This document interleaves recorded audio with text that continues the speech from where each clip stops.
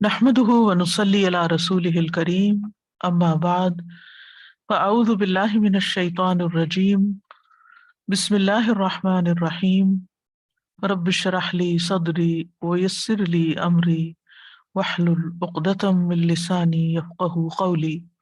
Page number 258. فقہ خشوع القلب.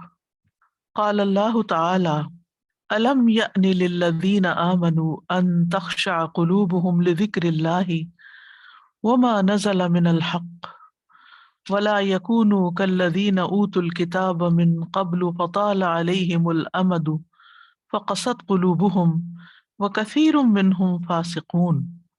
اللہ تعالیٰ کا فرمان ہے، کیا نہیں آیا وہ وقت ان لوگوں کے لیے جو ایمان لائے کہ ان کے دل اللہ کے ذکر کے لیے جھک جائیں، اور جو حق میں سے نازل ہو چکا ہے اس کے لیے، اور وہ ان لوگوں کی طرح نہ ہوں جنہیں کتاب دی گئی اس سے پہلے، پھر ان پر مدت لمبی ہو گئی تو ان کے دل سخت ہو گئے اور ان میں سے اکثریت فاسق ہے۔ أَلَمْ يَأْنِ لِلَّذِينَ آمَنُوا أَن تَخْشَعَ قُلُوبُهُمْ لِذِكْرِ اللَّهِ وَمَا نَزَلَ مِنَ الْحَقِّ وَلَا يَكُونُوا كَالَّذِينَ أُوتُوا الْكِتَابَ مِن قبل فطال عليهم الأمد فقست قلوبهم وكثير منهم فاسقون۔ چونکہ یہ چیپٹر خشوع القلب کے بارے میں ہے تو یہاں آیت میں بھی تخشع کا لفظ آیا ہے۔ خشوع کہتے ہیں سکینت کو، رک جانے کو، تھم جانے کو، لیکن مختلف کانٹیکس میں کچھ نہ کچھ معنی بدل بھی جاتا ہے، اور انشاءاللہ اس چیپٹر میں تفصیل سے خشوع کا معنی بیان ہوگا۔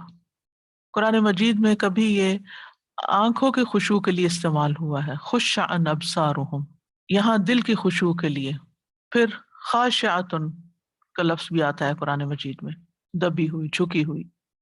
تو مطلب یہ ہے کہ ان کے دل اللہ کے ذکر یعنی قرآن کے سامنے جھکتے نہیں، ٹھہر نہیں جاتے، عاجزی اختیار نہیں کرتے، اور حق میں سے جو بھی نازل ہوا ہے اس کو ایکسیپٹ نہیں کرتے، اور وہ ان لوگوں کی طرح نہ ہوں جنہیں کتاب دی گئی۔ قرآن مجید میں دو طرح یہ آتا ہے، اوت الکتاب اور آتیناہم الکتاب۔ جب اللہ سبحانہ و تعالیٰ ناراضگی کا اظہار کرتے ہیں تو اوت الکتاب کی بات کرتے ہیں، اور جہاں رضامندی کی بات ہوتی ہے وہاں آتیناہم الکتاب، جیسے الذین آتیناہم الکتاب یتلونہ حق تلاوتہ، تو یہاں اللہ کی رضامندی کی بات ہے۔ فطال علیہم الامد، تو ان پر مدت لمبی ہو گئی، کس چیز کی؟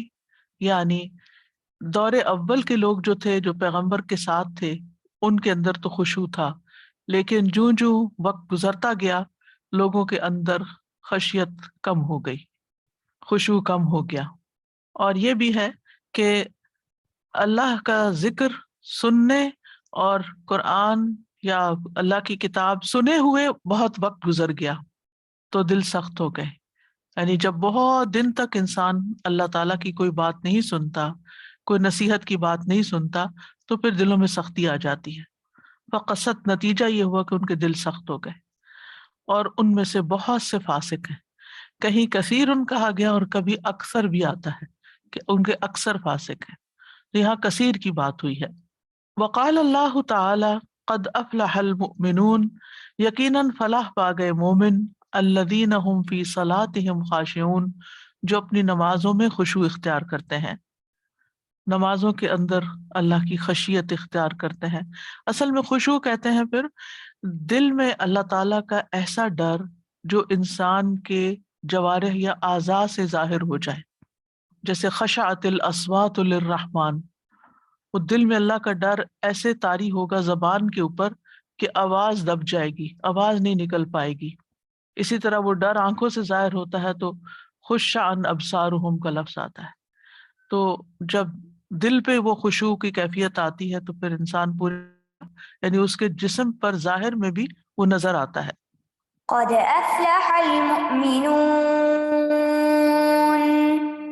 الذين هم في صلاتهم خاشعون۔ تو جو لوگ نماز میں پوری طرح اللہ تعالیٰ کی طرف متوجہ ہوتے ہیں، اللہ سے ڈرتے ہوئے نماز پڑھتے ہیں، ان کی حرکات ہی کچھ اور ہوتی ہیں. اور جو غفلت میں پڑھ رہے ہوتے ہیں، وہ ہل رہے ہوتے ہیں، کبھی کھجا رہے ہوتے ہیں، کبھی کپڑے ٹھیک کر رہے ہوتے ہیں، کبھی ادھر ادھر آنکھوں سے دیکھ رہے ہوتے ہیں، تو ان کی کیفیت ہی کچھ اور ہوتی ہے. اللہ تبارک و تعالی هو الواحد القہار. اللہ تبارک و تعالی وہی اکیلا غالب ہے، زبردست ہے، ذو الجبروت قوت والا، والملکوت بادشاہت والا، والکبریاء اور بڑائی والا، والعظمہ اور عظمت والا، الذی خضعت رقاب العباد لعظمتہ، وہ جس کی عظمت کے سامنے بندوں کی گردنیں جھک گئیں، وخشعت الاصوات لہیبتہ، اور اس کے ہیبت یا ڈر کی وجہ سے آوازیں دب گئیں، وذل الاقویاء لعزتہ، اور بڑے سے بڑے طاقتور اس کی قوت کے سامنے ذلیل ہو گئے، وافتقرت جمیع الخلائق الیہ، اور ساری مخلوق اس کی طرف محتاج ہو گئی یا محتاج ہے. یعنی اللہ سبحانہ وتعالیٰ کی تعریف بیان ہوئی ہے یہاں. والخشوع قیام القلب بین یدی الرب بالخضوع والذل. اور خشوع کیا ہوتا ہے؟ دل کا قائم ہونا رب کے سامنے اطاعت اور عاجزی کے ساتھ. یعنی دل اللہ تعالیٰ کی طرف متوجہ ہو، اطاعت کے ساتھ، ایکسیپٹنس کے ساتھ اور عاجزی کے ساتھ. ومحلہ القلب، اور اس کا مقام دل ہوتا ہے. یعنی عاجزی جو ہے وہ اصل میں اندر سے شروع ہوتی ہے. خشوع کا مقام یا خشوع کہاں سے پھوٹتا ہے، نکلتا ہے، وہ دل ہوتا ہے. وثمرتہ علی الجوارح، اور اس کے ثمرات یا اس کے نتائج اعضاء پر دکھائی دیتے ہیں. فإن حسن ادب الظاہر عنوان ادب الباطن. ظاہری ادب کا حسن جو ہے وہ باطنی ادب کی علامت ہے. یعنی ظاہر میں اگر کوئی شخص ادب کا مظاہرہ کر رہا ہے، اللہ تعالیٰ کے آگے جیسے نماز پڑھ رہا ہے اور بہت ادب سے کھڑا ہے، تو یہ پتہ دیتی ہے کس بات کی؟ کہ اس کے دل کے اندر ادب ہے. والکمال الخارجی ثمرۃ الکمال الداخلی، اور اسی طرح خارجی کمال یعنی باہر میں جو کمال نظر آتا ہے وہ نتیجہ ہوتا ہے اندر کے کمال پر. یعنی جو آپ کا ان پٹ ہوتا ہے اسی کے مطابق آپ کا آؤٹ پٹ ہوتا ہے. مثلا you are what you eat, یعنی آپ ویسے ہی ہوتے ہیں جو آپ کھاتے ہیں. ٹھیک ہے. اسی طرح علم کی بات ہے، آپ اسی لیول کی بات کر سکتے ہیں جتنا علم آپ نے حاصل کیا ہوتا ہے. جو کچھ آپ نے سیکھا ہوتا ہے آپ اسی کے مطابق بول سکتے ہیں. جتنی ووکیبلری آپ کے پاس ہوتی ہے آپ کی لینگویج اتنی ہی رچ ہوتی ہے، یعنی بہتر طریقے سے آپ کمیونیکیٹ کر پاتے ہیں. تو اسی طرح جس انسان کے دل کے اندر اللہ کا ڈر ہوتا ہے، پھر اس کی زبان، اس کی گفتگو، اس کی نگاہیں، اس کے کان، اس کی ہر چیز کے اندر وہ جھلکتا ہے، نظر آتا ہے. فالخشوع معنی یلتئم من التعظیم للرب والمحبت له والذل له والانکسار بین یدئی. یہ جو خشوع ہوتا ہے یہ مل کر بنتا ہے درج ذیل چیزوں سے. التئام کہتے ہیں کسی چیز کو اکٹھا کرنے کو، یعنی ان سب چیزوں کو اکٹھا کرے تو اس کا مجموعہ بلینڈ ہوتا ہے خشوع. وہ کیا چیزیں ہیں؟ خشوع میں کیا کیا آتا ہے؟ التعظیم للرب، رب کی تعظیم، والمحبت لہ، اور اس کی محبت، والذل لہ، اور اس کے آگے عاجزی کا اظہار کرنا، والانکسار بین یدی، اور اس کے سامنے ٹوٹ جانا، انکساری اختیار کرنا کہ میں کچھ نہیں ہوں، تو ہی سب کچھ ہے. یعنی خشوع میں تعظیم بھی پائی جاتی ہے، محبت بھی پائی جاتی ہے، عاجزی بھی پائی جاتی ہے، اور انکساری بھی پائی جاتی ہے. والخشوع اربعۃ انواع، خشوع 4 قسموں پر مشتمل ہے. خشوع کی 4 قسمیں ہیں. الاول، نمبر 1، اتداع القلب والجوارح، دل اور جوارح کا عاجزی کرنا. جوارح اعضاء، دل کا اور باقی اعضاء کا عاجزی کا اظہار کرنا. وانکسارها لنظر الرب الیہا، اور ان کا انکساری کرنا کہ رب ان کی طرف دیکھتا ہے. یعنی جب بندے کو احساس ہوتا ہے کہ میرا رب میرے دل کو دیکھتا ہے، مجھے دیکھ رہا ہے، تو انسان ڈر جاتا ہے، اس کے اندر ایک خشوع آتا ہے. وَهُوَ مَقَامُ الرَّبِّ عَلَىٰ عَبْدِهِ بِالْاطِّلَاعِ وَالْقُدْرَةِ وَالرُّبُوبِيَّةِ، اور وہ رب کا مقام ہے بندے پر معلوم کرنے کے لیے اور قدرت اور ربوبیت کے اعتبار سے. فَخَوْفُهُ مِنْ هَذَا الْمَقَامِ يُوجِبُ لَهُ خُشُوع، اس مقام سے جو خوف نکلتا ہے وہ خشوع کو واجب کر دیتا ہے.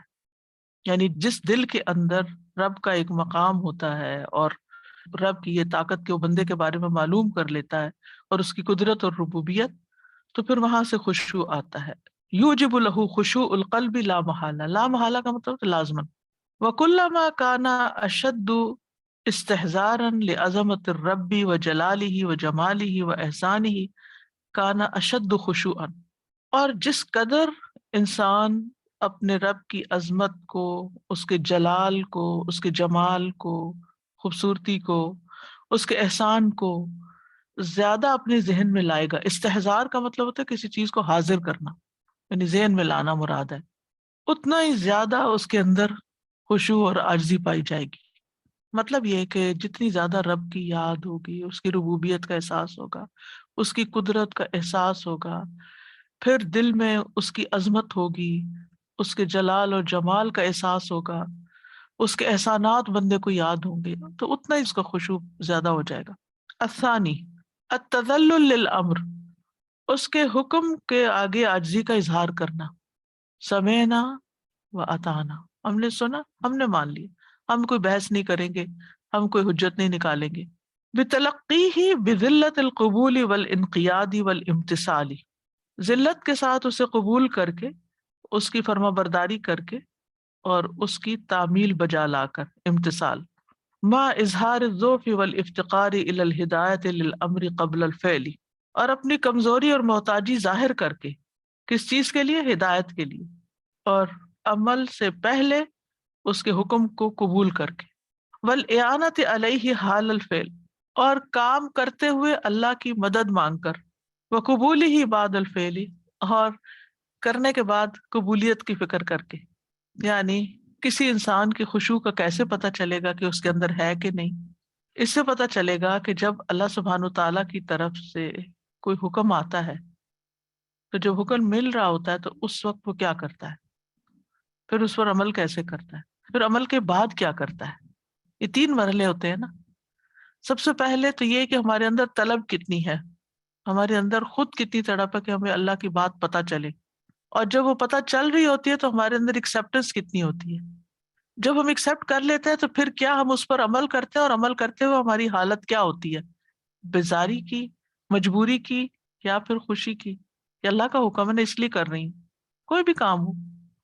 اور پھر جب ہو جاتا ہے، اللہ تعالیٰ کروا لیتا ہے وہ کام ہم سے، تو بعد میں دل کی حالت کیا ہوتی ہے؟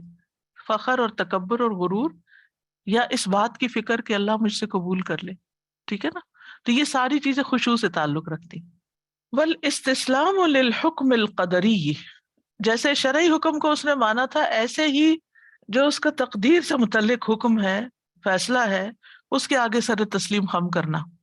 بعدم تلقیہ بالتسخط والکراہہ والاعتراض، ناراضگی، ناپسندیدگی اور اعتراض نہ کر کے اس کا استقبال کرنا.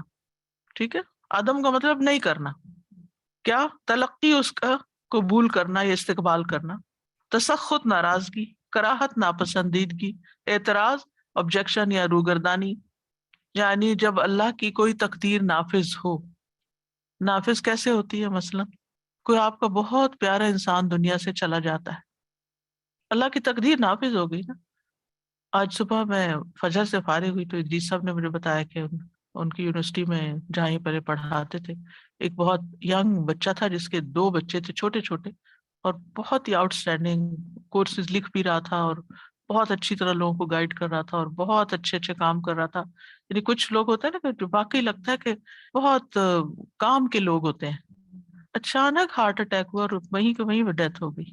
تقدیر ہے نا، یہ تقدیر نافذ ہوئی ہے، اللہ کا یہ فیصلہ آ گیا. اس کی زندگی اتنی لکھی تھی اللہ نے، بھلے وہ بہت کچھ کر رہا تھا، یا لوگوں کو اس کی بڑی ضرورت تھی، اس کے اسٹوڈنٹس کو اس کی ضرورت تھی، یا اس کے گھر والوں کو، اس کی بیوی بہت ینگ تھی، اس کے بچے چھوٹے چھوٹے تھے.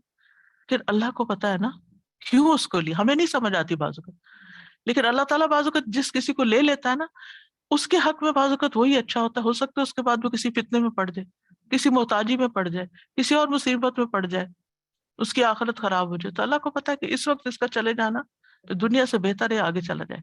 اللہ کا فیصلہ ہے نا، اللہ کی چیز ہے، اللہ نے بھیجا تھا، اللہ نے واپس لیا. انا للہ و انا الیہ راجعون. تو ایسے فیصلے بعض اوقات بہت قریب قریب دیکھنے کو ملتے ہیں، پھر اس وقت صبر نہ کرنا اور بہت زیادہ بے چینی کا اظہار کرنا اور بہت زیادہ، یا پھر اللہ تعالیٰ سے بدگمان ہونا یا ناراضگی کا اظہار کرنا، اس سے پتہ چلتا ہے کہ پھر دل میں کوئی خشوع نہیں ہے اور اللہ کی کوئی خشیت نہیں ہے. تو اس کے آگے سر جھکا دینا. والاستسلام للحکم القدری، تقدیر کے فیصلے پہ سر تسلیم خم، ناراض نہ ہو کے، ناپسند نہ کر کے، اعتراض نہ کر کے. وائے بھی نہیں کہنا، اعتراض نہیں کرنا، وائے اللہ ٹو ہم، نو. یہ بھی نہیں کہنا ایسا نہیں ہونا چاہیے تھا، یہ کیوں ہو گیا. اور یہ بھی نہیں کہنا کہ نعوذ باللہ، ایک دفعہ کسی کے منہ سے میں نے سنا تھا کہ اللہ تعالیٰ کو یہی نظر آیا تھا. مطلب غم میں، غصے میں، اچانک ایسے حادثوں میں پتہ نہیں کیسی کیسی باتیں منہ سے نکل جاتی ہیں نا. بہت سال پہلے کی بات ہے جب میں نے کسی کے منہ سے یہ بات سنی، بہت مجھے تکلیف ہوئی تھی. آج تک مجھے یہ جملہ نہیں بھولتا. ہم کیسے اللہ تعالیٰ پہ اعتراض کر سکتے ہیں؟ کیسے کر سکتے ہیں؟ اب مثال کے طور پر آپ کا کچن آپ کی ڈومین ہے، ایک مثال، گھر میں خاتون کو ہی پتا ہوتا ہے کہ اس نے اس کو کیسے مینٹین کرنا ہے. اگر کوئی آپ سے پوچھنے لگ جائے کہ یہ آپ نے یہاں کیوں رکھا ہوا ہے، یہ یہاں کیوں رکھا ہوا ہے، یہاں کیا ہے، یہ کیا ہو رہا ہے، وہ کیا ہو رہا ہے، یہ کیوں کر رہی ہیں، کیسا لگے گا آپ کو؟ اس وقت اریٹیٹ ہوتا ہے بندہ کہ یعنی کہ ہمارا کام ہے، ہمیں پتا ہے کہ ہم نے کیا کرنا ہے. کیا ہمیں حق ہے کہ ہم اللہ تعالیٰ سے پوچھیں کہ آپ نے یہ کیوں کیا؟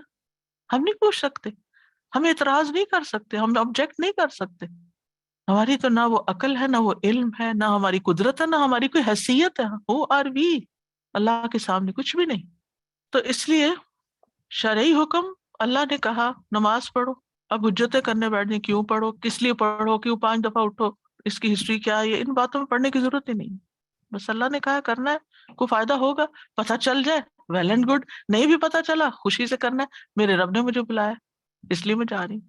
جب آپ کی کوئی محبوب ہستی آپ کو بلاتی ہے کہ آؤ، تو آپ اس سے پوچھتے ہیں کیوں؟ وہ تو کہتے ہیں شکر ہے بلایا، ہم چلیں. تو اللہ تعالیٰ جو نماز کے لیے بلاتا ہے تو ہمیں کیا حق ہے کہ ہم بیٹھ کے حجتیں کریں.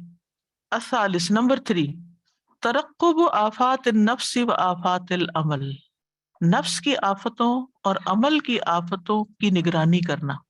وذالک بانتظار ظہور نقائص نفسک، اور یہ نفس کے نقائص کے ظاہر ہونے کو دیکھنا ہے.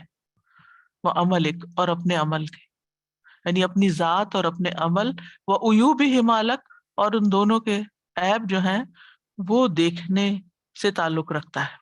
مطلب یہ ہے کہ انسان اپنا جائزہ لے، اپنی نگرانی کرے، اپنی غلطیوں کو دیکھے، اپنے عیبوں کو دیکھے اور اچھی طرح پہچانے کہ میری ویکنیسز کیا کیا، یعنی آفات نفس، یعنی میرے نفس کی کیا کیا خرابیاں ہیں اور میرے عمل میں کیا کیا کوتاہی ہے. اور خاص طور پر کام کرتے ہوئے پتہ چل جاتا ہے کہ یہ کہاں کمی رہی. کھانا پکاتے ہوئے پتہ نہیں چل جاتا کہ کہاں کمی رہی، کیا زیادہ ہو گیا، کیا کم ہو گیا، کیونکہ ہماری پوری توجہ ہوتی ہے نا اس پہ، اور ہم اس کو ٹیسٹ بھی کر رہے ہوتے ہیں کہ کیا اپ ٹو دا مارک ہے یا نہیں.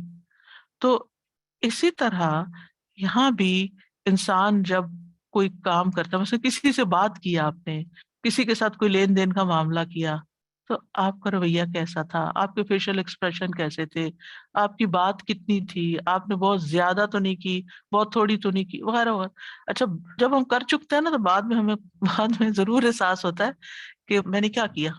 یہ ہے اپنے آپ کو خود واچ کرنا، اپنی نگرانی کرنا، اور اپنی غلطیوں کو خود پوائنٹ آؤٹ کر لینا کہ یہ میں نے کچھ صحیح نہیں کیا، اور پھر ان کی اصلاح کی فکر کرنا. آئی تھنک اگر ہم خود سوچ لیں کہ اس میں ہم نے کچھ تو کیا ہے نا، جب سوچیں تو ذرا تسلی ہو جاتی ہے. بالکل. ورنہ بھی کیپ بلیمنگ ادرس، اور نعوذ باللہ اللہ تعالیٰ نے ایسے، نعوذ باللہ اور بندوں کو تو ضروری بلیم کرتے ہیں. At the end of the day it's our own fault. اگر ہم دیکھتے ہیں کچھ نہ کہیں کچھ نہ کچھ کیا ہوا ہوتا ہے. بالکل. تھوڑا بہت ٹین ایجرز بچے ہوتے ہیں نا، جب وہ گرو کر رہے ہوتے ہیں، کچھ ذمہ داریاں ان کو دینی پڑتی ہیں. بھائی تم چابیاں رکھو گھر کی، اب بند کرنا، اب کھولنا، اب دروازہ بند کر کے جانا، چھوٹی چھوٹی چیزیں ہوتی ہیں. اب جاتی دفعہ چولہا بند کر لینا پلیز، اس طرح کی چھوٹی چھوٹی باتیں ان کو سب سمجھانی ہوتی ہیں. تو وہ اتنی غلطیاں کرتے ہیں، اور یا تو ہمارا رویہ اس طرح ہوتا ہے کہ ہم ہر وقت ان پہ بولتے رہیں اور اپنا بھی مزاج خراب کریں، اور بعد میں آپ کو خود بھی احساس. میں نے خود اپنے آپ کو دیکھتی ہوں کہ خود انسان بعد میں سوچ رہا ہوتا ہے کہ میں نے یہاں یہ غلطی کی، میں نے یہاں زیادہ کہہ دیا، یہاں کم کہنا تھا، یہاں اگنور کرنا تھا. اسی طرح دا ادر وے وہ بچہ بھی جو ہے وہ ریئلائز کر رہے ہوتے ہیں، بچے بھی اپنی جگہ پہ کہ ہاں یہ اب ہمیں گھر ہے، اب آپ دروازہ کھول آئے ہیں، اب یہ کر رہے ہیں، پھر اب آئندہ سے اب نہیں کرنا. بالکل. تو یہ اپنے عیبوں کو جو دیکھنا ہے، اپنی غلطیوں کو جو دیکھنا ہے، یہ بھی بہت ضروری ہوتا ہے. دیکھیں، خشوع ہے عاجزی، خشیت، اللہ کا ڈر. اللہ کا ڈر ہمیں کیا سکھاتا ہے؟ کہ ہم اپنی غلطیاں دیکھ پائیں. یعنی جو بندہ اپنی غلطی دیکھ ہی نہیں سکتا، اپنی غلطی کو مانتا ہی نہیں، کوئی اور بتائے تو افینڈ ہو جاتا ہے، تو اس کا مطلب ہے اس کے اندر کوئی خشوع نہیں ہے، وہاں تکبر ہے، ایگو ہے. خشوع القلب کا مطلب ہے دل کے اندر ایک ہیوملٹی کا ہونا. فَذَلِكَ يَجْعَلُ الْقَلْبَ خَاشِعًا لِمُطَالَعَةِ عُيُوبِ نَفْسِهِ وَآمَالِهِ وَنَقَائِصِهِمَا. تو یہ چیز دل کو خشوع والا بنا دیتی ہے. یعنی جو غلطیاں اپنی دیکھ لیتا ہے اس کے دل میں خشوع آ جاتا ہے. لِمُطَالَعَةِ عُيُوبِ نَفْسِهِ، اپنی ذات کے عیب دیکھ کر، وَآمَالِهِ، اور اپنے اعمال کے عیب، وَنَقَائِصِهِمَا، اور ان کی کمیاں کوتاہیاں، من الکبر، تکبر، والعجب، اور خود پسندی، والریا، اور دکھاوا، وقلت الیقین، اور یقین کی کمی اللہ، وتشتت النیہ، اور نیت کا انتشار، وعدم ایقاع العمل علی الوجہ الذی ترضاہ لربک، اور عمل کو اس طرح واقع نہ کرنا کہ جس سے رب کی رضامندی حاصل ہو، ورؤیت فضل کل ذی فضل علیک، اور ہر اس شخص کی فضیلت کو دیکھنا جس کو آپ پر فضیلت حاصل ہے. ہم کسی کی فضیلت کو ایک مانتے نہیں، چھوٹی چھوٹی چیزوں میں. مثلاً ہم جیسے پکا سکتے کوئی نہیں پکا سکتا. کسی اور کے پکائے ہوئے کی کوئی تعریف کر دے تو وہ اچھی نہیں لگتی. ایک چھوٹی سی مثال ہے. نیت کا انتشار یہ ہے کہ کبھی کہنا اللہ کے لیے اور کبھی نیت خراب ہو جانا، اور انتشار ہوتا ہے بکھر جانا، یعنی فوکس نہیں ہونا، ایک نیت نہیں رکھنا، منتشر، بکھری ہوئی نیت. یعنی صرف اللہ کے لیے نہیں ہے، اس کے لیے بھی، اس کے لیے بھی، اس کے لیے بھی، اس کے لیے بھی، کئی مقصد بیچ میں ڈالے ہوئے ہیں. یعنی ایک کام کرتے ہوئے صرف ایک بات نہیں ہے کہ اللہ کی رضا کے لیے کر رہی ہوں، اچھا یہ بھی خوش ہو جائے گا، فلانے سے یہ مطلب نکل آئے گا، یہ ہو جائے گا، وہ ہو جائے گا، یہ بھی فائدہ ہو جائے گا. یہ انتشار نیت ہے. بس بندہ ایک نیت کرے اور باقی چیزیں ہوتی رہیں گی، خود ہی ہو جائیں، ٹھیک نہیں ہوتی نہیں ہو. تو یہاں پر وہ کہتے ہیں کہ انسان اپنے کون سے نقائص دیکھے؟ تکبر کو، خود پسندی کو، ریاکاری کو، اپنے یقین کی کمی کو. ہم پریشان کیوں ہو جاتے ہیں چھوٹی چھوٹی باتوں پر؟ قلت الیقین، یقین کی کمی ہوتی ہے. ہم سمجھتے ہیں کہ پتہ نہیں کیا ہو جائے گا ہمارے ساتھ، یہ نہیں ہونے والا. ذرا سی کوئی چیز ہو جاتی ہے نا ادھر سے ادھر، تو ہم کہتے ہیں کہ اب پتہ نہیں کیا قیامت آ جائے گی. وذالک باداء حقوق الناس، اور یہ لوگوں کے حقوق کو ادا کر کے ہوتا ہے. وعدم مطالبتہم بحقوق نفسک، اور ان سے اپنے نفس کے یا ذاتی حقوق کا مطالبہ نہ کر کے. وتعترف بفضلہم، اور ان کی فضیلت کا اعتراف کرتے ہوئے. وتنسى فضل نفسک علیہم، اور تم بھول جاؤ اپنے نفس کی فضیلت ان پر کہ میں ان سے کتنی بڑی ہوں، کتنی اچھی. یہ جو ہر وقت کمپیریزن ہوتے رہتے ہیں، ان کا کیا مقصد ہوتا ہے؟ استاذہ یہ کل ہی میرے ساتھ ہوا کہ میں نے گاڑی نکالی اور برف کے اوپر چڑھا دی، اور مجھے بڑی سخت ڈانٹ پٹی کیونکہ گاڑی ساری لگ گئی. تو میں دیکھ رہی اپنے ہسبینڈ کی طرف، میں نے کہا آ کے اب آپ نکال دیں اس میں سے. انہوں نے نکال دی، اور میں جب واپس کی تو میں نے کہا آپ اتنے بڑے بڑے نقصان کرتے تھے، میں نے تو کبھی آپ کو کچھ بھی نہیں کہا. ایک دم میں نے ان کو اپنا وہ کمپیئر کر لیا نا. ہم سب یہی کرتے ہیں، صرف آپ کی بات نہیں ہے، ٹپیکل چیزیں ہیں. لیکن یہ ہماری عادتوں میں اتنی شامل ہو گئی ہیں کہ ہمیں اپنی یہ غلطیاں بھی نظر نہیں آتی. کیا اس وقت آپ نے سوچا کہ میں نے یہ بات غلط کہی؟ ان کو نہیں سوچتے. یہ کم ہی سوچتے ہیں کہ یہ مجھے کہنے کی ضرورت کیا تھی، یہ مجھے نہیں کہنا چاہیے تھا. لیکن اگر ہمیں کوئی ذرا سی بھی کوئی چیز پوائنٹ آؤٹ کرتے ہیں تو فوراً واپس فائر کرتے ہیں کہ تم نے بھی تو یہ کیا تھا. پھر بعد میں احساس ہوتا ہے لیکن پھر اس کو سلا دیتے ہیں، چپ کرو. الرابع، چوتھی بات، ضبط النفس، نفس کو کنٹرول کرنا، ضبط نفس، نفس کو ڈسپلن کرنا. بالذل والانکسار عن البسط والادلال الذي تقتضيه المکاشفہ، نفس کو ذلت اور انکساری کے ساتھ کنٹرول کرنا، فرینک ہونے سے، لاڈ کرنے سے. الذی تقتضیہ المکاشفہ، جو مکاشفہ یعنی دکھاوے کا تقاضا کرتا ہے. ان چیزوں سے. وہ کاشفہ ہوتا ہے چھپی ہوئی چیز کو کھول دینا، سامنے کر دینا. ٹھیک ہے.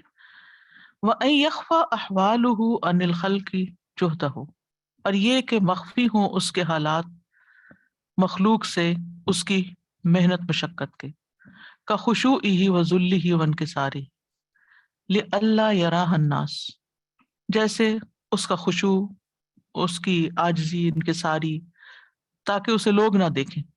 فَيُوجِبُهُ اطلاعُهُمْ عَلَيْهَا، کا جاننا اور اس کو پسند آتا ہے ان پر.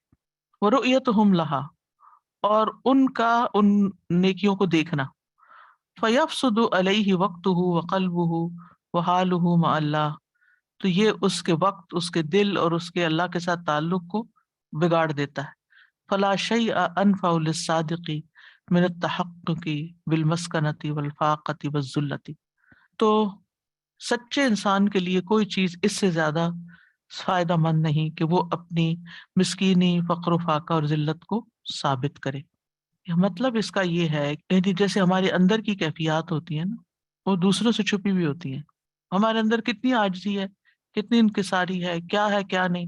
تو بعض اوقات ہم کیا کرتے ہیں کہ ان کو ظاہر کرنے کا شوق رکھتے ہیں کہ ہم دوسروں کو بتائیں کہ ہمارے اندر کیا ہے. ٹھیک ہے نا، کہ میں نے فلاں آیت پڑھی تو میں رو پڑی، یعنی دکھاوے کے معنی میں بنتا ہے ایک طرح سے نا.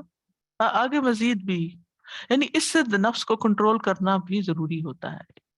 یعنی ہم اپنے ساتھ کتنی سٹرگل کر رہے ہیں نیک بننے کی، مثلا متقی بننے کی، محسن بننے کی. کیا ضرورت ہے ان کہانیوں کو کسی کو سنانے کی؟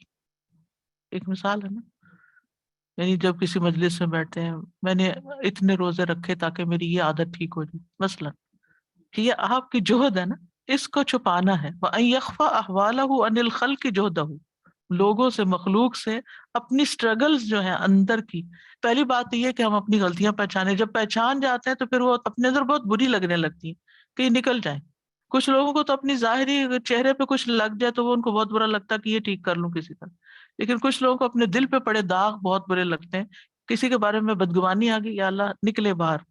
کیونکہ انسان جب کسی کے بارے میں سوچتا ہے تو اس بیچارے کو تو پتہ بھی نہیں ہوگا کہ آپ کیا برا سوچ رہے ہیں. ہرٹ کون ہو رہا ہوگا؟ آپ خود ہرٹ ہو رہے ہیں اندر، آپ خود ہرٹ ہو رہے ہیں نا، کیونکہ کسی کو کیا پتا آپ کتنا برا سوچ رہے ہیں اس کے لیے. اگر آپ اس کے لیے برا، اس کے کچھ لوگ اتنے نیگیٹو تھنکنگ رکھتے ہیں، ہر چیز اور ہر بندے کے بارے میں برا سوچتے ہیں، وہ سوائے اپنے آپ کو نقصان دینے کے کچھ نہیں کرتے، اور ان کو اپنی غلطی کا احساس بھی نہیں ہوتا. اگر ان کو اپنی غلطی کا احساس ہو گیا اور اس عادت سے جان چھڑانا چاہتے ہیں تو یہ ایک سخت مشقت کا کام ہے. اتنا آسان نہیں ہے کہ انسان اپنے برے خیالات سے چھٹکارا پائے. انسان چاہتے بس میں اس کے بعد یہ نہ سوچوں، کبھی میں اچھا ہی رہوں، اچھا بنوں، لیکن کوئی اتنا آسان نہیں. اب آپ جو محنت کر رہے ہیں اپنے ساتھ، اپنے اوپر فائن لگاتے ہیں، آپ کسی پسندیدہ چیز کو چھوڑتے ہیں، کئی چیزیں کر رہے ہوتے ہیں نا، اب اس ساری اسٹرگل کو چھپانا لازم ہے. لیکن ہمیں بڑا اچھا لگتا ہے کہ ہم بیٹھ کے کسی کے آگے کہانیاں سنا دیں ان کو. کوئی بھی نیکی کا بات بتانے کے لیے وہ بتاتے ہیں کہ ہم نے تہجد پڑھنی شروع کر دی، اب ہم نے یہ کام کیا، ہم نے سورۃ رحمان ایسے پڑھی اور اس طرح ہوا ہماری چلو دعائیں. کچھ ایکسپیرینس تو لوگوں کے فائدے کے لیے شیئر بھی کیے جا سکتے ہیں، لیکن ہر چھوٹی بڑی بات جو ہے، یعنی دیکھیں نا، اگر علماء اور بڑے لوگ ایسی چیزیں شیئر نہ کریں تو ہم انسپائر کہاں سے پھر ہوں؟ ہمیں ریئل سٹوریز چاہیے ہوتی ہیں. اب جیسے یہ میں جو بخاری میں کر رہی ہوں، تابعین، تبع تابعین کے واقعات اور قصے، کہ وہ 300 مسکینوں کو روز صدقہ کرتے تھے یا اتنا، تو اگر یہ نہ پتہ چلے ہمیں باتیں تو ہمیں کہاں سے خیال آئے کہ ہم کتنے پیچھے ہیں. انسینٹیو ملتا ہے اس حد تک ٹھیک ہے، لیکن ایک عادت ہی بن جائے انسان کی کہ ذرا سی کوئی ادھر سے ادھر چیز پینسل اٹھا کے رکھی ہے تو بھی کسی کو بتائے بغیر، وہ جیسے کہتے ہیں نا کھانا ہضم نہ ہو.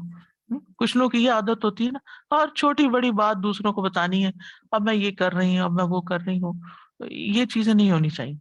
جیسے کہ اللہ تعالیٰ نے دیکھو میرے ساتھ ایسا کیا، اتنا اچھا ہو گیا، جیسے لوگوں کو بیٹھ کے اپنا بتانا، اس میں انسپائر تو کم ہوتا ہے لیکن اپنی بڑائی بھی طرح کی. جی، یعنی کہ جو اپنی بڑائی بیان کرنے کے قصے ہیں نا، تو وہ نہیں ہونے چاہیے. السلام علیکم. میں سوچ رہی تھی، میں نے کہیں پڑھا تھا پر مجھے صحیح سے یاد نہیں کہاں، کہ دن میں ہم سب کو ایک ایسی نیکی کرنی چاہیے جس کا کسی اور کو پتہ نہ چلے. بالکل ایسا ہے کچھ؟ کسی بھی اسکالر نے کہا ہوگا جی تاکہ پھر وہ اپنے نفس کا امتحان ہوتا ہے نا، وہ ایک طرح سے سیلف کنٹرول، کیونکہ یہاں اس پیراگراف میں سیلف کنٹرول کی بات ہو رہی ہے. ٹھیک ہے. آئی تھنک 100% یہ ایک چیز ہے جو لائک سب پریکٹس کر سکتے ہیں. لائک اگر بالکل. ایک چھوٹی سی چیز بھی ہو جو ہم کریں ہر روز، اور لیکن کسی وہ کو پتا نہ ہو. نیت یہ ہو کہ وہ کسی کو نہیں ہم نے کبھی بھی بتانا کیسے کیا تھا. بالکل. تو پھر لائک آئی تھنک اپنے ساتھ بھی ایک چیلنج ہوتا ہے اپنے آپ کو کنٹرول کرنے کا، اپنے آپ کو سort of ٹرین کرنے کا کہ یہ بالکل. بہتر طریقہ ہے جینے کا، اور پھر ایک نیکی بھی ہو جاتی ہے اسی طرح سے. کہتے ہیں کہ پھر انسان کو جو پسند آتا ہے نا لوگوں کو بتانا اور ان کو دکھانا، تو اس سے اس کا وقت بھی ضائع ہوتا ہے، اس کے دل کا بھی حال خراب ہوتا ہے، کیونکہ الٹیمیٹلی یہ ایک غلط کام ہے اور اس سے دل خوش نہیں، بعد میں پریشانی ہوتی ہے، اور پھر اللہ کے ساتھ اس کا تعلق بھی کمزور پڑتا ہے.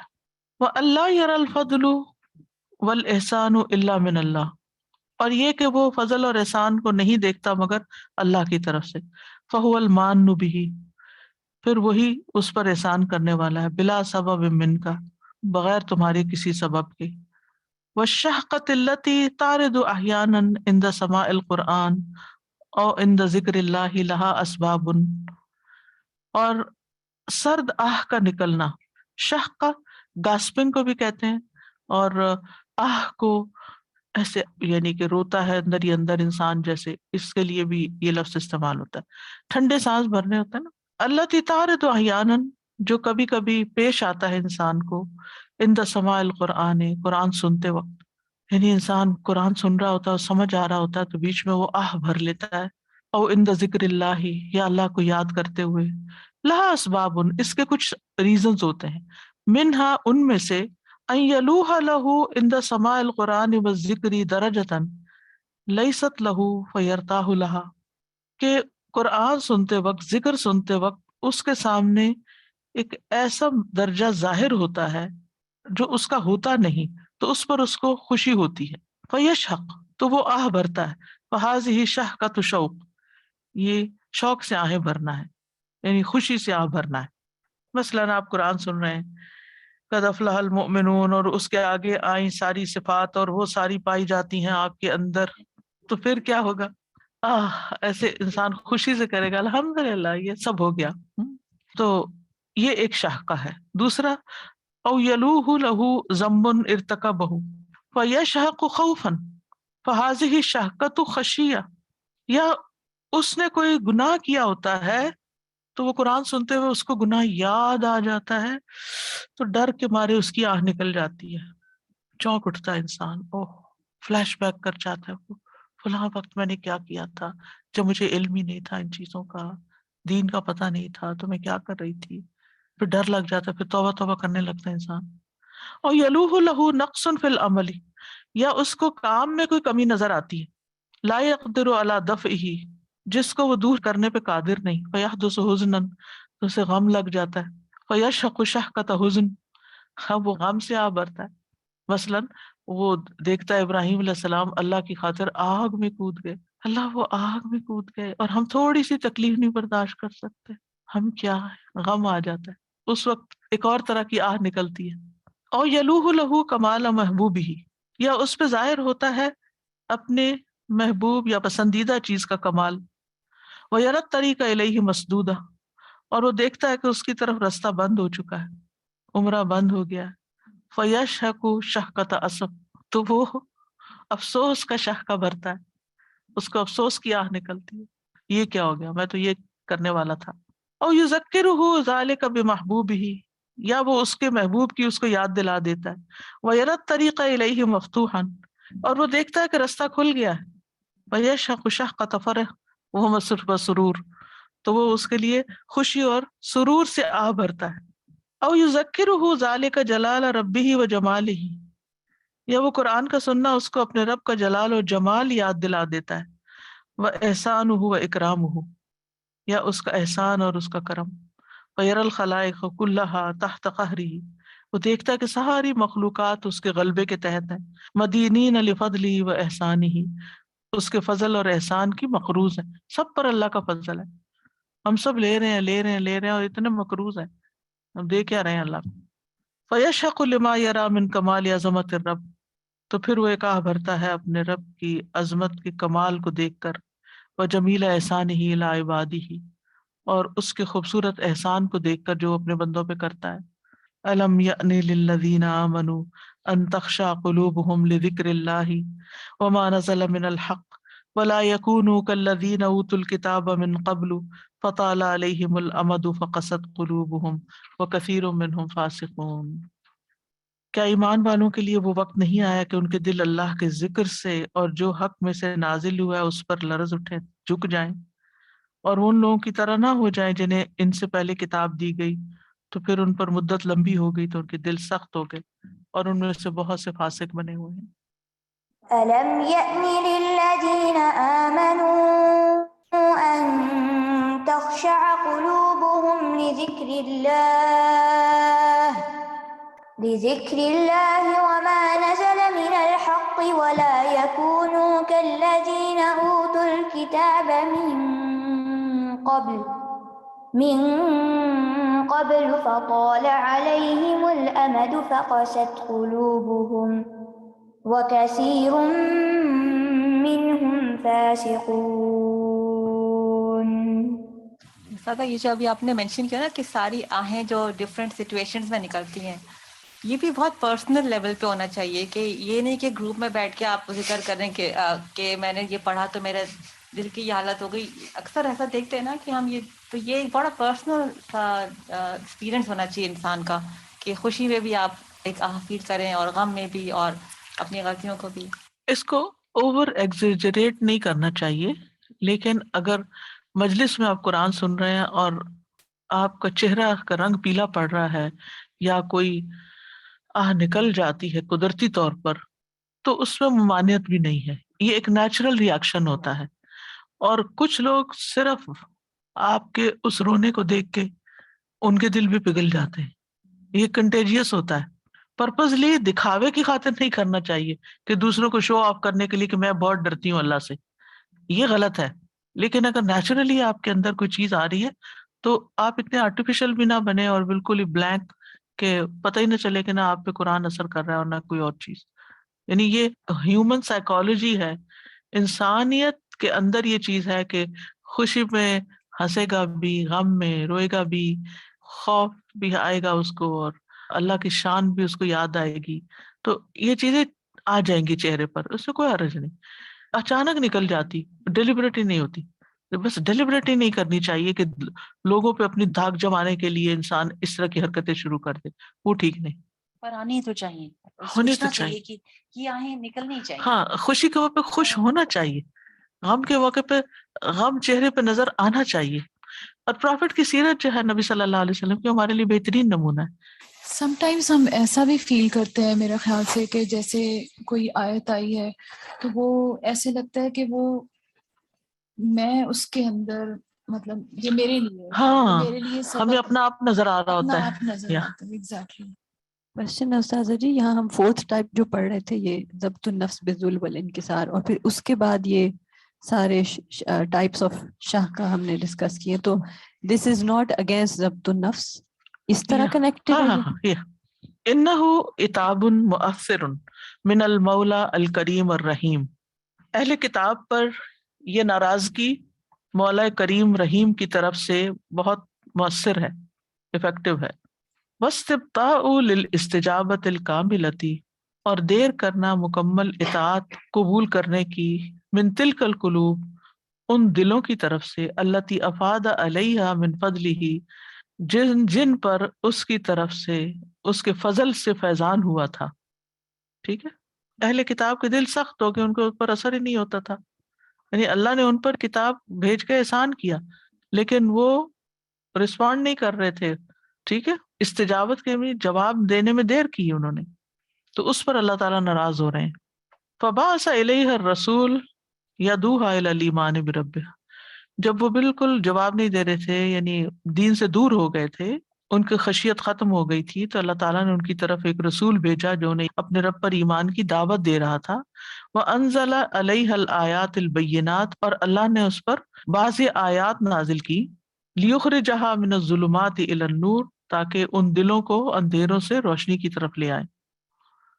وَأَرَاهَا مِنْ آيَاتِهِ فِي الْكَوْنِ وَالْخَلْقِ مَا يُبْصَرُ وَيُحْذَرُ، اور انہیں ان دلوں کو کائنات میں نشانیاں دکھائیں اور مخلوقات میں، جیسے پرندوں میں، جانوروں میں، جو دیکھی جاتی ہیں اور جن سے ڈرا جاتا ہے. کوئی زلزلہ آ گیا، کوئی volcano پھٹ گیا، یہ نشانیاں ہیں نا.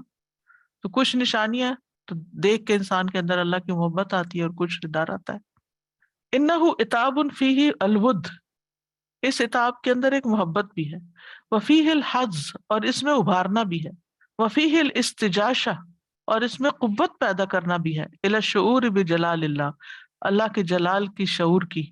والخشوع لذکرہ، اور اس کے ذکر کے لیے نرم پڑ جانا. وتلقی ما نزل من الحق بما یلیق بجلال اللہ من الخشیۃ والطاعۃ والاستسلام، اور قبول کرنا جو حق میں سے نازل ہوا ہے اس کو جیسا کہ اللہ کے جلال کے لائق ہے، اس کی خشیت، اطاعت اور فرما برداری کے ساتھ. مع رائحۃ التندید والاستبطاء فی السؤال، اس کے ساتھ ساتھ سوال کر کے الم یعنی کہہ کے، ٹھیک ہے، مذمت بھی ہے اور ان کے لیزینس کو بھی ظاہر کیا گیا، اس میں تاخیر کو بھی ظاہر کیا گیا. ٹھیک ہے، یعنی جہاں اللہ سبحانہ تعالیٰ نے ان کو ابھارا ہے وہاں ایک طرح سے عتاب بھی ظاہر کیا ہے، مراد یہ ناراضگی بھی ظاہر کی ہے. وَإِلَى جَانِبِ الْحَزِّ وَالْإِسْتِبْطَاءِ، ان کو ابھارنے اور ان کے دیر کرنے. تحذیر من عاقبت التباطؤ والتقاعس، خبردار کرنا ہے تاخیر اور سستی اور لیزینس کے انجام سے. ان الاستجابتی، استجابت کے، استجابت سے جو تاخیر کر رہے ہیں. ٹھیک ہے، اللہ تعالیٰ پوچھ رہے ہیں الم یأن للذین، جواب ہی نہیں دے رہے. کیوں نہیں جواب دے رہے؟ جواب دو کہ نہیں اللہ تعالیٰ وقت آ گیا ہے، ہم آپ کی بات مانیں گے. تو اس میں ابھارنا بھی ہے اور اس کے ساتھ ساتھ ڈرانا بھی مقصود ہے کہ دیکھو سستی کا انجام بہت برا ہوگا، یہ مطلب ہے. وہ بیان لما یخشى القلوب من الصدع، اور یہ بیان بھی کیا گیا ہے کہ کون سی چیزیں دل کو زنگ سے ڈھانپ لیتی ہیں. حين يمتد بها الزمن بدون جلا، جب ان پر ایک لمبا عرصہ گزر جاتا ہے کہ ان کو صاف نہیں کیا جاتا، چمکایا نہیں جاتا. وما تنتهي اليه من القسوة بعد اللين، اور جو چیز نرمی کے بعد سختی کی طرف لے جاتی ہے ایٹ دا اینڈ. حين تغفل عن ذکر اللہ، جب انسان اللہ کے ذکر سے غافل ہوتا ہے. وحين لا تخشوا للحق، اور جب وہ حق کے آگے جھکتا نہیں ہے. یہ بھی اللہ تعالیٰ نے ان کو بتا دیا اس آیت میں. وَلَيْسَ وَرَاءَ قَسْوَةِ الْقُلُوبِ إِلَّا الْفِسْقُ وَالْخُرُوجُ، دلوں کی سختی کے پیچھے اصل میں نافرمانی اور اطاعت سے نکلنا ہوتا ہے. دل کب سخت ہوتا ہے؟ جب انسان اللہ کی بات نہیں مانتا. وَلَا يَكُونُوا كَالَّذِينَ أُوتُوا الْكِتَابَ مِنْ قَبْلُ، ان لوگوں کی طرح نہ ہو جانا جنہیں تم سے پہلے کتاب دی گئی. فَطَالَ عَلَيْهِمُ الْأَمَدُ فَقَسَتْ قُلُوبُهُمْ، ان پہ مدت طویل ہو گئی تو ان کے دل سخت ہو گئے. وَكَثِيرٌ مِّنْهُمْ فَاسِقُونَ، اور ان کی اکثریت فاسق ہے. ولا يكونوا كالذين أوتوا الكتاب من قبل فطال عليهم الأمد فقست قلوبهم وكثير منهم فاسقون. جیسا کل بچے بات کر رہے تھے تو وہ کہہ رہے تھے کہ کچھ لوگ کہہ دیتے ہیں کہ جب ہم مرنے لگے ہمیں دیکھو تو ہمارا دل بند ہو رہا ہے تو ہمیں ریوائیو نہ کرنا، اجازت نہیں دیتے کہ وہ شوق لگائیں اور دوبارہ سے. تو بچے بتا رہے تھے کہ اکثر ایسے ہوتا ہے کہ جب شوق لگتا ہے تو دل ٹھیک بھی ہو جاتا ہے، بلکہ بہت زیادہ دیر تک وہ زندہ رہتے ہیں اور اچھی زندگی گزارتے ہیں. بالکل اسی طرح اللہ سبحانہ و تعالیٰ جب جھٹکا لگاتے ہیں تو اکثر بیشتر کچھ ایسے لوگ ہوتے ہیں جو بہت عرصے تک وہ بہت نیک ہو جاتے ہیں، بہت اچھے ہو جاتے غافل ہوتے ہیں، ہیں. پھر کوئی جھٹکا لگتا ہے تو پھر وہ ہوش میں آ جاتے ہیں اور دیر تک ان کا دل زندہ رہتا ہے ایمان کے ساتھ. ان القلب البشری سریع التقلب، انسانی دل بہت زیادہ الٹ پلٹ ہوتا ہے بہت تیزی کے ساتھ. آج خوش ہے، آج ناراض ہے، آج اداس ہے، آج کچھ ہے. کثیر النسیان، اور بہت زیادہ بھولنے والا بھی ہے. وفیہ نور الفطرہ، اس میں فطرت کا نور بھی اللہ نے رکھا ہے. فاذا طال علیہ الامد بلا تذکیر ولا تذکر تبلد وقسا، پھر جب اس پر مدت لمبی ہو جاتی ہے نصیحت کیے بغیر اور یاد دہانی کے بغیر تو وہ ڈل ہو جاتا ہے، سست ہو جاتا ہے، سخت ہو جاتا ہے. تبلد بلید ہوتا ہے جو سوچتا سمجھتا کچھ نہیں، کن ذہن جس کا ہوتا ہے نا بلید انسان ہوتا ہے جو کن ذہن ہوتا ہے. جیسے سستی ہوتی ہے نا، دو طرح کی ہوتی ہے، ایک دل کی سستی ہوتی ہے اور ایک جسم کی سستی ہوتی ہے. دل کی یا دماغ کی سستی کیا ہے یا عقل کی سستی کیا ہے؟ نہ سوچنا، نہ سمجھنا، نہ غور کرنا، بس گزار رہے ہیں. کچھ ضرورت نہیں زیادہ سوچنے کی، اتنی عقل استعمال کرنے کی ضرورت نہیں. یعنی کچھ لوگ پرواہ ہی نہیں کرتے کیا ہو رہا ہے کیا نہیں ہو رہا. دوسری ہوتی ہے جسم کی، اٹھ کے کچھ کرنا ہی نہ، اپنے لیے بھی نہ کرنا، کسی کے لیے بھی کچھ نہ کرنا. یہ دونوں چیزیں جو ہے انسان کے لیے نقصان دہ ہوتی ہیں کہ اگر وہ سوچتا نہیں، عقل سے کام نہیں لیتا. اور اس کی وجہ کیا ہوتی ہے کہ ایک لمبا عرصہ گزر جاتا ہے کہ انسان کو کسی نے کوئی نصیحت نہیں کی ہوتی ہے، جھنجھوڑا نہیں ہوتا، یا ذکر اللہ یعنی قرآن کے ساتھ اس کا کوئی تعلق نہیں ہوتا. کیونکہ قرآن میں جب انسان آخرت کی آیات، جہنم کی آیات پڑھتا ہے، نقاب اٹھتا ہے کہ میں کیسے اپنا وقت دنیا کا ضائع کر سکتا ہوں. مجھے تو آگے جا کے اللہ کو حساب دینا ہے، مجھے مرنا ہے ایک دن، میری موت آنی ہے، پتہ نہیں کیسے آئے گی، مجھے قبر میں اکیلے جانا ہے، مجھے اس کی تیاری کرنی ہے. تو پھر وہ اپنے دماغ کو بلاک نہیں کر سکتا. ٹھیک ہے، لازماً اس کو سوچنا ہی پڑتا ہے. سے نہیں آئے گا. بہت سے لوگ قرآن کریم سے تعلق ہوتا بھی ہے، ہاں ٹو سرفیس لیول ترجمہ پڑھتے بھی ہیں، جہنم جنت سبھی چیزیں، لیکن کیونکہ وہ تھاٹ پروسیس کرنا ہی نہیں آیا، کبھی سیکھا نہیں، سوچا نہیں، ایسی علمی اس میں شامل نہیں ہوئے کہ جہاں سے آپ سیکھتے ہیں لوگوں سے کہ کیسے سوچا بھی جائے. یا ایسے مجالس میں نہیں بیٹھے. Exactly. جی آج گھر اور کچن کی بات ہوتی تو اسی کی سیمپل لے کے آتی. آج صبح ہی سوچ رہی تھی کہ کچھ بچوں کو یا تو ماں باپ نے ٹوکا نہیں ہوتا، انہیں نہ بسترے نظر آتے ہیں کوئی، نہ انہیں کوئی کہ وہ ادھر ادھر بیڈ ٹھیک کرنا ہے اپنا اٹھتے ساتھ ہی، یا اپنے گھر کی صفائی کرنی ہے، یا اپنے کپڑے کہاں رکھنے ہیں. چھوٹی چھوٹی چیزیں ہوتی ہیں لیکن وہ نصیحت یا تو سنتے نہیں یا انہوں نے اتنی کانوں سے نکال دی ہوتی. بچیوں کی شادیاں ہوئی ہیں اور وہ اپنے گھر نہیں صحیح رکھتی، الماری میں صحیح کپڑے نہیں رکھتی، جس کی وجہ سے ہر وقت وہ ظاہر ہے پھر تعلقات خراب ہوتے ہیں. تو ہم اتنے خود پسند ہو گئے اور اپنی رائے کو، ایون یہ تو گھر کی بات کر رہی ہوں، کھانے پینے میں بھی ایسی نقصان دہ چیزیں اپنے آپ کو پلا رہے ہوتے ہیں، کھلا رہے ہوتے ہیں. میں اپنے بیٹے کی بات کرتی ہوں، وہ ایک بلیک کافی سی، بلیک ٹی سی پیتا ہے. میں اس کو اتنی دفعہ کہا ہے کہ تم صبح نہار منہ یہ پیتے ہو، اس سے کیا فائدہ. تو اپنے آپ کو خود نقصان دے رہے ہیں وہ. پھر اس کے بعد ایسیڈیٹیز ہوتی ہیں. ابھی ینگ تو نہیں بچے، ان کو پتہ نہیں ہوتا، احساس نہیں ہوتا کہ ہم کیا کر رہے ہیں. تو اسی طرح اپنے ساتھ ایسے نفس کے ساتھ یہ میں کہتی ہوں زیادتی ہے. میں نے ایک آرٹیکل پڑھا تھا، اکرم ندوی ایک آکسفورڈ میں ایک اسکالر ہے، انڈین ہے بیسیکلی، بہت ہی خوبصورت آرٹیکل تھا. وہ کہتے ہیں کہ میں نے یہ جائزہ لیا کہ دنیا میں جتنے بھی نقصان ہو رہے ہیں نا، وہ فساد ہو رہے ہیں، ان سب کے پیچھے عقل نہ استعمال کرنا ہے، عقل کی کمی ہے. یعنی بیماریاں ہوں، کچھ بھی ہو، سب میں عقل استعمال نہیں کی گئی. تو جب انسان عقل استعمال کرتا ہے تو پھر عقل اصل میں کیا کرتی ہے، نفع نقصان ہمیں بتاتی ہے کہ یہ کرو گے تو تمہارا فائدہ، یہ کرو گے تو نقصان ہے. اور پھر عقل مند وہ ہوتا ہے جو سبق سیکھ لیتا ہے نقصان والی چیز سے. وہ ازلم و آتما، اور دل اندھیرا ہو جاتا ہے. فلا بد من تذکیر ھذا القلب، تو دل کو یہ یاد دہانی لازم ہے، حتی یذکر و یخشا، یہاں تک کہ وہ جاگ جائے اور ڈرنے لگے. ولا بد من الطرق علیہ، اور لازم ہے کہ اس کو کھٹکھٹایا جائے. طارق ہوتا ہے نا کھٹکھٹانے والا، والسماء والطارق، کہ جس سے وہ شفاف ہو جائے اور باریک ہو جائے. ولا بد من الیقظۃ الدائمۃ، اور لازم ہے کہ ہمیشہ بیدار رہے.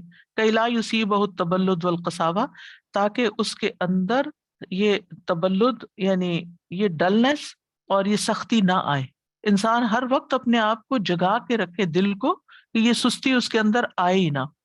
وَلَكِنْ لَا بَأْسَ مِنْ قَلْبِ خَمْدٍ وَجَمْدٍ، لیکن کوئی بات نہیں کہ کبھی دل بجھ بھی جاتا ہے اور جم بھی جاتا ہے. وَقَسَا وَتَبَلَّدَ، کبھی سخت ہو جاتا ہے، بے حس ہو جاتا ہے. فَإِنَّهُ يُمْكِنُ أَن تَدِبَّ فِيهِ الْحَيَاةُ، تو ممکن ہے کہ اس میں زندگی دوڑے. وَأَن يَشْرُقَ فِيهِ النُّورُ، اور اس میں نور چمک اٹھے. وَأن يَخْشَعَ لِذِكْرِ اللَّهِ، اور اس میں اللہ کے یاد سے خشوع پیدا ہو جائے. یعنی کوئی بات نہیں کہ اگر پہلے دل ایسا تھا تو ممکن ہے کہ اب اس میں زندگی آ جائے. یعنی اگر آپ کے اندر اس طرح کی فیلنگ ہے کہ کچھ کرنے کو دل نہیں چاہتا یا آپ کے اندر ایک ڈلنس ہے قلب کے اندر، تو اس پہ بیٹھ نہ جاؤ، بلکہ ہوپ فل رہو کہ یہ ٹھیک بھی ہو سکتا ہے، لا علاج نہیں ہے، آتی جاتی چیزیں، ہر انسان کے اوپر تھکاوٹ آ جاتی ہے، سستی آ جاتی ہے، لیکن اس کو ہوپ فل رہنا چاہیے کہ یہ ٹھیک بھی ہو جائے گا۔ فاللہ عز وجل یحیی الارض بعد موتها، اللہ سبحانہ و تعالیٰ زمین کو اس کی موت کے بعد، خشک ہونے کے بعد زندہ کر دیتا بارش سے۔ فتزخرف بالنبات والازہار، تو وہ مزین ہو جاتی ہے نباتات اور پھولوں کے ساتھ، زخرف القول ہوتا ہے نا۔ وتخرج الحبوب والثمار، اور اناج اور دانے اس میں سے نکل آتے ہیں۔ وتصبح الارض مخضرة بعد ان كانت مغبرة،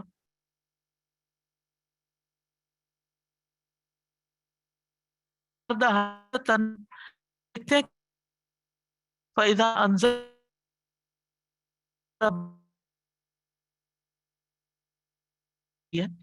تو تازہ ہو جاتی ہے، ابھر آتی ہے۔ وأنبتت من كل زوج بهيج، اور وہ ہر طرح کے رونق والے پودے اگا دے۔ سبحان اللہ، یعنی خدا تھا